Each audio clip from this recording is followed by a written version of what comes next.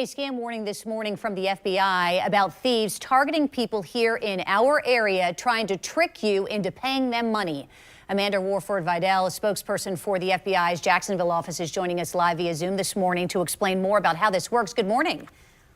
Good morning, Jen. Yeah, this is called the government impersonation scam. And we see this a lot of times during tax season where scammers will pretend to represent the IRS, telling people that they have owed back taxes and that they need to pay that in order to stay out of trouble. But what we're seeing in this version of the scam is these scammers saying that they represent not only law enforcement, but the FBI in particular. And that's extremely concerning for us because a lot of people do not engage with the FBI on a daily basis, of course. And so when these victims receive these calls, they become very concerned.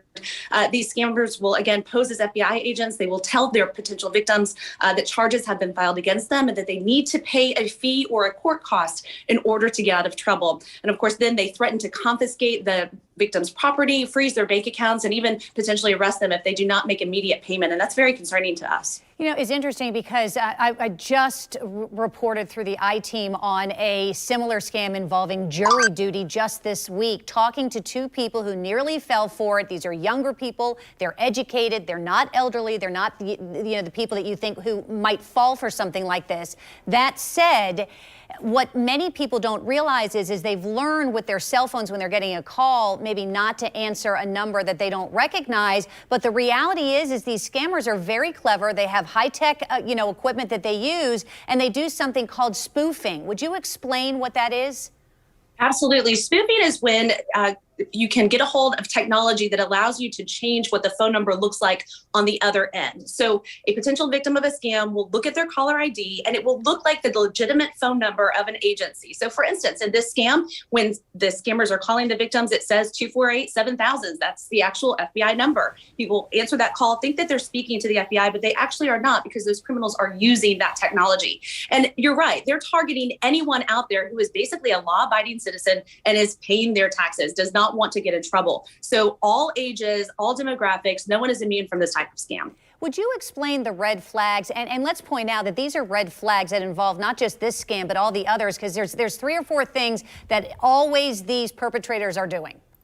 Always, they're going to be aggressive. They're going to be very intimidating. So when you receive a call from us legitimately, we are not going to make demands or threats against you. But these criminals and these scammers are going to do that. They're also going to ask for your personal information. They're going to want your social security number. They're going to say that they're going to go back and check and make sure that what they're telling you is correct. But really, they're just trying to obtain that bank account information or your social. They're forcing you to make a quick decision. They do not want you to consult with your friends or family members before making payment to them. They're also going to ask you to make that payment via prepaid gift cards because they are very difficult to track. And also, of course, in all scams, look for misspellings and incorrect grammar if they're sending these threats via email to you. Certainly, that doesn't mean that something, because it doesn't have misspellings, that it isn't a scam, but it is something to certainly look out for. Yeah, and I want to point out the jury, the duty scam where I talked to the 2 victims, in fact, last week. The people that were trying to perpetrate this, they spoke perfect English, no mispronunciations, nothing. So keep that in mind.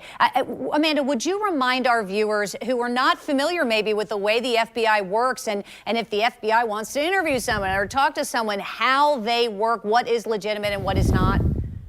Absolutely. So, and this is true for any law enforcement or federal agency. They're going to reach out to you in different ways, not usually via email or phone, but they're probably going to contact you first via mail. And then certainly we're going to give you an opportunity to check who we are. So if you do not believe that the person that's on the other end of the line, or you suspect that it might not be who they say they are, you can look up the agency's legitimate phone number, call them and say, hey, I got this call. Is this real? What do I need to do? Law enforcement agencies in particular are aware of this type of scam going around. And so they're never going to criticize you for at least calling to check with them to see if this is real or not. And we do want to remind, if you wouldn't mind, Amanda, the importance of reporting this, because sometimes, if you didn't fall for it, the reality is it happened. And by reporting it, it allows people like yourself to spread the word through the news media that this is going on so no one else falls for it. So how can they report it? Absolutely. So the FBI has something called the Internet Crime Complaint Center. And so when you receive a call about this scam or any other, what we ask you to do is report it to our website, ic3.gov.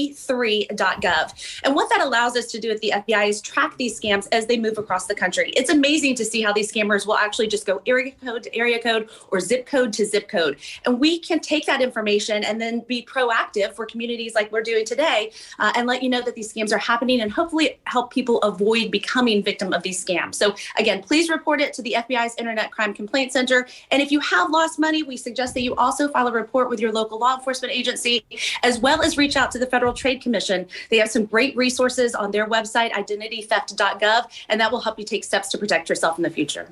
It's so important to warn our viewers about these things that are circulating in our area. Thank you very much, Amanda, for your time this morning. We really appreciate it. Thanks, Jen.